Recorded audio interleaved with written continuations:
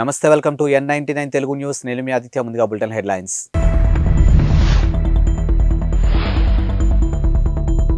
బడ్జెట్కు ఆమోదం తెలిపిన కేంద్రం కేబినెట్.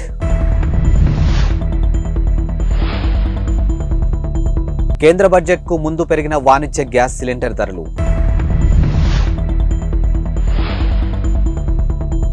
ఎమ్మెల్యేగా నేడు కేసీఆర్ ప్రమాణ స్వీకారం, ఆ వెంటనే ప్రతిపక్ష నేతగా బాధ్యతలు స్వీకరణ. ప్రధాని నరేంద్ర మోదీ ఆధ్వర్యంలో సమావేశమైనటువంటి కేంద్ర కేబినెట్ మధ్యంతర బడ్జెట్కు ఆమోదం తెలిపింది. కేంద్ర ఆర్థిక మంత్రి నిర్మలా సీతారామన్ మరి కాసేపట్లో లోక్సభలో బడ్జెట్ను ప్రవేశపెట్టి ప్రసంగించనున్నారు. సార్వత్రిక ఎన్నికల నేపథ్యంలో ప్రవేశపెట్టే ఈ బడ్జెట్లో వివిధ వర్గాలకు ఊరట కలిగించే నిర్ణయాలు ప్రకటించే అవకాశం ఉందని ఆర్థిక విశ్లేషకులు భావిస్తూ ఉన్నారు. అయితే తాత్కాలిక బడ్జెట్ కావడంతో పెద్ద అంచనాలు పెట్టుకోవద్దంటూ మంత్రి నిర్మలా సీతారామన్ ఇప్పటికే క్లారిటీ ఇచ్చారు. బడ్జెట్లో ఈసారి కూడా వేతన జీవులకు ఊరట కలిగించేలా ఆదాయ పన్నుకు సంబంధించి మినహాయింపులు ప్రకటించే అవకాశం ఉందని, ఉద్యోగ కల్పన, నిర్మాణ రంగాలకు ప్రత్యేక కేటాయింపులు చేస్తుందని ఆర్థికవేత్తలు అభిప్రాయపడుతూ ఉన్నారు. కాగా పెట్టుబడులు ఉపసంహరణ విషయంలో ప్రభుత్వం వరుసగా 5వ ఏడాది కూడా నిర్దేశించుకున్నటువంటి లక్ష్యాలను అందుకోలేకపోయిందని ఆర్థిక విశ్లేషకులు చెప్పారు. ఈ ఆర్థిక సంవత్సరంలో 51,000 కోట్ల పెట్టుబడులు ఉపసంహరణకు కేంద్రం టార్గెట్ గా పెట్టుకోగా, DAPM వెబ్సైట్ ప్రకారం ఇప్పటి వరకు కేవలం 10,51,73 కోట్లు మాత్రమే సమీకరించగలిగింది. కాసేపట్లో కేంద్ర మధ్యంతర బడ్జెట్ సమావేశాలు ప్రారంభం కాబోతున్నాయి. లోక్సభ ఎన్నికల ముందు మోదీ ప్రభుత్వం చివరి బడ్జెట్ను ప్రవేశపెట్టబోతుంది.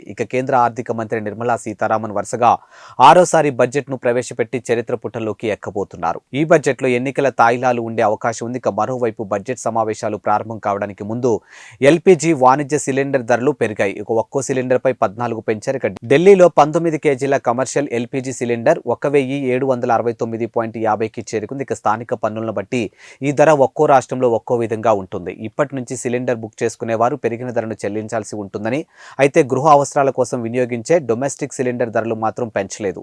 డొమెస్టిక్ గ్యాస్ సిలిండర్ ధరను చివరిసారిగా మార్చి 1వ తేదీన మార్చారు. బీఆర్ఎస్ అధినేత కె చంద్రశేఖరరావు నేడు ఎమ్మెల్యేగా ప్రమాణ స్వీకారం చేయనున్నారు. ఇటీవలే జరిగినటువంటి అసెంబ్లీ ఎన్నికల తర్వాత ప్రమాదవశాత్తు ఫామ్ హౌస్ లో జారిపడిన కేసీఆర్ తుంటి ఎముక విరగడంతో ఆపరేషన్ చేయించుకున్నారు. దీంతో ప్రమాణ స్వీకారానికి దూరమయ్యారు.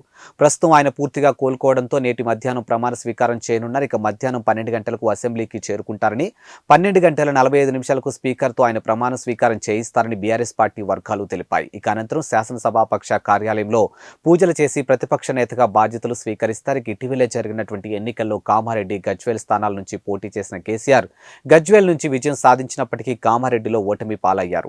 బీజేపీ అభ్యర్థి కాటిపల్లి వెంకటరమణారెడ్డి చేతిలో 5,156 ఓట్ల తేడాతో కేసీఆర్ ఓటమి పాలయ్యారు. తమిళ సూపర్ స్టార్ విజయ్ క్రేజ్ గురించి ప్రత్యేకంగా చెప్పాల్సిన పని లేదు. రజనీకాంత్ తర్వాత ఆ స్థాయి స్టార్డమ్ సొంతం చేసుకున్న నటుడు విజయ్.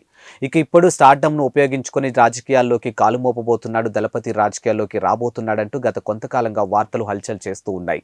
అందుకు ఊతమిచ్చేలా అభిమానులతో ఎప్పటికప్పుడు సమావేశమవుతూ వస్తున్నాడు. ఈ నేపథ్యంలో తాజాగా మరోమారు ఆయన అభిమానులతో సమావేశం కావడం తమిళ రాజకీయాల్లో వేడి పుట్టించింది. విజయ్ రాజకీయ అరంగేట్రం దాదాపు ఖరారైందని, 2024 శాసనసభ ఎన్నికల్లో తాడో పేడో తేల్చుకోవాలని విజయ్ నిర్ణయించుకున్నట్లు చెప్తున్నారు. మరికొన్ని నెలల్లో జరుగుతున్నటువంటి లోక్సభ ఎన్నికల బరిలో కూడా దిగడం ద్వారా అనుభవం సంపాదించుకోవచ్చని ఓ నిర్ణయానికి వచ్చినట్టు తెలిసింది. తన అభిమాన సంఘం విజయ్ మక్కల్ ఇయక్కం నిర్వాహకులతో ఇప్పటికే 4 సార్లు సమావేశమైన విజయ్ తాజాగా చెన్నైలోని పనేయూరులో 150 మందితో సమావేశమై పార్టీ పేరు, జెండా, అజెండా వంటి విషయాలను కూడా చర్చించినట్లు సమాచారం. పార్టీ పేరుతో ప్రజలు తమిళనాడు అభివృద్ధి కలిసి ఉండేలా తమిళ మున్నేట్రం కలగం అనే పేరును మొగ్గు చూపినట్లు తెలుస్తుంది. ఇదే పేరుతో ఎన్నికల సంఘం వద్ద పార్టీని నమోదు చేసినట్టు కూడా చెప్తూ ఉన్నారు. తమిళ సూపర్ స్టార్ రజనీకాంత్ రాజకీయాల్లోకి వస్తున్నట్టు ప్రకటించి ఆపై తప్పుకున్న వేళ విజయ్ మాత్రం పట్టుదలతో ముందుకెళ్తూ ఉన్నాడు. బాలీవుడ్ సీనియర్ డైరెక్టర్ వినోద్ చోప్రా పుత్రోత్సాహంతో పొంగిపోతూ ఉన్నారు. ఆయన తనయుడు అగ్ని చోప్రా భారత దేశావళి క్రికెటర్ టోర్నీ రంజీ ట్రోఫీలో సెంచరీలతో పరుగులు వెల్లువెత్తిస్తూ ఉన్నాడు. అగ్ని చోప్రాకు ఇదే తొలి రంజీ సీజన్. 25 ఏళ్ల అగ్ని ఆడుతున్నటువంటి తొలి రంజీ సీజన్లో తొలి 4 మ్యాచ్ల్లోనే 5 సెంచరీలు బాది చరిత్ర సృష్టించాడు. దేశావళి క్రికెట్లో ఇలా తొలి 4 మ్యాచ్ల్లో సెంచరీలు చేసినటువంటి ఆటగాడు ఇతరొక్కడే. అగ్ని చోప్రా రంజీలో మిజోరం రాష్ట్రానికి ప్రాతినిధ్యం వహిస్తూ ఉన్నాడు. సిక్కిం, నాగాలాండ్, అరుణాచల్ ప్రదేశ్, మేఘాలయ జట్లతో జరిగినటువంటి మ్యాచ్లో ఈ యువ ఆటగాడు సెంచరీలతో విరుచుకుపడ్డాడు. మేఘాలపై 2 ఇన్నింగ్స్లో 2 సెంచరీలు చేయడం విశేషం. తనకు ఓటు హక్కు వచ్చినప్పటి నుంచి ఇప్పటి వరకు అయితే చంద్రబాబు గారికే ఓటు వేశానని సోషల్ మీడియాలో వైరల్ గా మారినటువంటి కుమార్ ఆంటీ ఓ ఇంటర్వ్యూలోనూ చెప్పారు. జగన్మోహన్ రెడ్డి మీకు ఇల్లు ఇచ్చి మేలు చేశారని ఓ ఇంటర్వ్యూలో మీరు చెప్పారని, దీంతో ఇది వైరల్ అయిందని, కానీ అసలు మీరు అభిమానించే పార్టీ ఏది అని ఓ యూట్యూబ్ మీడియా ప్రశ్నించింది. ఈ ప్రశ్నకు కుమార్ ఆంటీ స్పందిస్తూ తనకు ఓటు వచ్చినప్పటి నుంచి చంద్రబాబుకే వేశానని సమాధానం ఇచ్చారు. ఇప్పుడు ఇది ఎక్స్ సామాజిక వేదికపై ట్రెండింగ్ గాను మారింది. ఇక సోషల్ మీడియాలో వైరల్ గాను మారిన కుమార్ ఆంటీ ఇటీవల ఓ ఇంటర్వ్యూలో తన పేరు మీద ఎలాంటి ఆస్తులు లేవని, జగన్ వచ్చాక వచ్చినటువంటి ఇల్లు మాత్రమే ఊళ్ళో ఉందని చెప్పారు. ఇక తనకు ఆస్తులు ఉన్నాయని ప్రచారం జరగడంతో ఆమె ఈ వివరణ ఇచ్చారు. అయితే జగన్ తనకు ఇల్లు ఇచ్చిన అంశంపై నెట్టింట వైరల్ గాను మారింది. ఇదే సమయంలో మీరు అభిమానించే పార్టీ ఏది అని మరో యూట్యూబ్ ఛానల్ ప్రతినిధి అడిగితే తాను ఎప్పుడూ చంద్రబాబుకే ఓటు వేశానని చెప్పారు. ఆంధ్రప్రదేశ్ ముఖ్యమంత్రి వైఎస్ జగన్మోహన్ రెడ్డి ఈ నెల 10న విశాఖపట్నంలో పర్యటించనున్నారు. ఇక 6 నుంచి నగరంలోని ఇందిరా ప్రియదర్శిని స్టేడియంలో ఆడుదాం ఆంధ్ర పోటీలు ప్రారంభం కానున్నాయి. ఇక 10న వైఎస్ఆర్ క్రికెట్ స్టేడియంలో నిర్వహిస్తున్నటువంటి ముగింపు కార్యక్రమానికి జగన్ హాజరవుతారు. ఆడుదాం ఆంధ్ర పోటీలో ఏపీలోనే ఒక్క జిల్లా నుంచి కనీసం 130 మంది చొప్పున రాష్ట్రంలో 26 జిల్లాల నుంచి క్రీడాకారులు పాల్గొంటారు. కాగా జీవీఎంసీ, వీఎంఆర్డీఏ సంయుక్త ఆధ్వర్యంలో త్వరలో 1500 కోట్లతో పలు అభివృద్ధి పనులకు ముఖ్యమంత్రి జగన్ ప్రారంభోత్సవాలు శంకుస్థాపనలు చేయనున్నట్టు కలెక్టర్ డాక్టర్ ఏ మల్లికార్జున తెలిపారు. ఇప్పటికే పలు పనులు పూర్తయినట్లు పేర్కొన్నారు. అలాగే సార్వత్రిక ఎన్నికల కోసం ఏర్పాట్లు చేస్తున్నామని, ఎన్నికల నిర్వహణ కోసం జిల్లాకి 14,000 మంది సిబ్బంది హాజరవుతారని కలెక్టర్ తెలిపారు. ఒంగోలు వైసీపీ ఎంపీ టికెట్ మాగుంట శ్రీనివాసరెడ్డికే ఇవ్వాలని ఒంగోలు ఎమ్మెల్యే బాలినేని శ్రీనివాసరెడ్డి కొంతకాలంగా పట్టుబడుతున్న సంగతి తెలిసిందే. అయినప్పటికీ ఆయన మాటలు హైకమాండ్ ఇంతవరకు పట్టించుకోలేదు. ఈ నేపథ్యంలో ఒంగోలులోని తన నివాసంలో ఆయన మాట్లాడుతూ ఆసక్తికర వ్యాఖ్యలు చేశారు. మాగుంట విషయంలో జిల్లాలోని ఎమ్మెల్యేలు సమన్వయకర్తలు పట్టినట్లుగా వ్యవహరిస్తున్నారని, తాను మాత్రమే హైకమాండ్తో ఎందుకు ఘర్షణ పడాలని ప్రశ్నించారు. ఎంపీగా ఒక స్థాయి ఉన్న వ్యక్తిని అయితేనే బాగుంటుందని తన భావన అని బాలినేని చెప్పారు. ఇక మాగుంట ఎంపీ అయితే జిల్లాలో అన్ని నియోజకవర్గాలకు లాభమేనని ఉద్దేశంతో తాను పట్టుబట్టానని తెలిపారు. ఇక ఎంపీ అభ్యర్థిగా ఎవరిని ప్రకటించినా తనకు అభ్యంతరం లేదని చెప్పారు. ఇక ఒంగోలులో 25,000 మంది ఇళ్ల పట్టాలు ఇస్తానని చెప్పిన హామీని నిలబెట్టుకోవడం పైన తాను దృష్టి పెట్టారని తెలిపారు.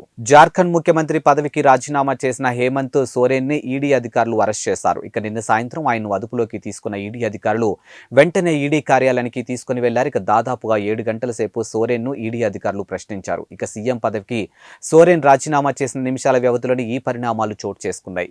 జేఎంఎం సీనియర్ నేత, రాష్ట్ర రవాణా శాఖ మంత్రి చంపై సోరెన్ సీఎం బాధ్యతలను స్వీకరించనున్నారు. ఇక హేమంత్ సోరెన్ స్థానంలో ఆయన భార్య సీఎం బాధ్యతలను స్వీకరిస్తారని పెద్ద ఎత్తున ప్రచారం జరిగినప్పటికీ చివరకు చంపై సోరెన్ ను ఎంపిక చేశారు. ఇక భూ కుంభకోణానికి పాల్పడినట్టు హేమంత్ పై ఈడీ అభియోగాలు మోపింది. మనీ లాండరింగ్ కేసులో ఆయనకు 3 సార్లు సమాన్లు జారీ చేసింది. ఇక 3 సార్లు కూడా సమాన్లకు సోరెన్ స్పందించలేదు. ఈ క్రమంలో ఆయన అరెస్ట్ జరిగింది. మరోవైపు తనకు ఈడీ సమాన్లు జారీ చేయడంపై హైకోర్టులో సోరెన్ పిటిషన్లు దాఖలు చేశారు. ఉదయం 10:30 సోరెన్ పిటిషన్పై హైకోర్టు విచారణ జరపనుంది. బీఆర్ఎస్ అధినేత కేసీఆర్ తన అల్లుడు హరీష్ రావుకి గడ్డి పెట్టాలని సీఎం రేవంత్ రెడ్డి వ్యాఖ్యలకు బీఆర్ఎస్ నేత సిద్దిపేట ఎమ్మెల్యే హరీష్ రావు కౌంటర్ ఇచ్చారు.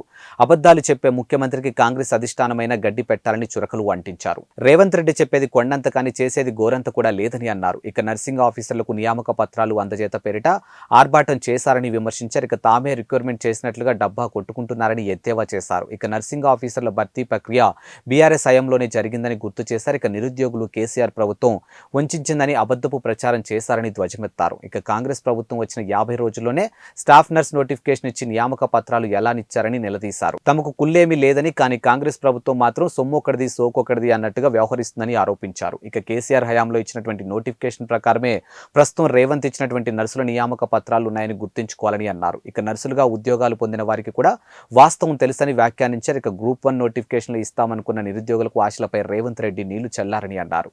ఎన్నికల సమయంలో ఫిబ్రవరి 1వ తేదీన గ్రూప్ 1 నోటిఫికేషన్ ఇస్తామని ప్రచారం చేశారని గుర్తు చేశారు. ఎన్నికల ముందు పత్రికల్లో మొదటి పేజీలో ఇందుకు సంబంధించిన ప్రకటనలు వచ్చాయని గుర్తు చేశారు. ఇక తాను వాస్తవాలను మాట్లాడుతుంటే శాపనార్థనాలు పెడుతున్నట్లుగా రేవంత్ రెడ్డి ఆరోపించడం విడ్డూరమని అన్నారు. 2 లక్షల రుణమాఫీ, రైతు బంధు పెంపు, 500కే గ్యాస్ సిలిండర్, 4,000 పెన్షన్, మహిళలకు 2,500 ఉచిత విద్యుత్, నిరుద్యోగ భృతి వంటి హామీలు ఏమయ్యాయని ప్రశ్నించారు. ఇక జాబ్ క్యాలెండర్ కూడా అమలు కాని హామీలు జాబితాలో చేరిందని పేర్కొన్నారు. ఇవి వాల్టి బులెటిన్ అప్డేట్స్. మరో బులెటిన్తో మళ్ళీ కలుద్దాం. అంతవరకు సెలవు. నమస్కారం.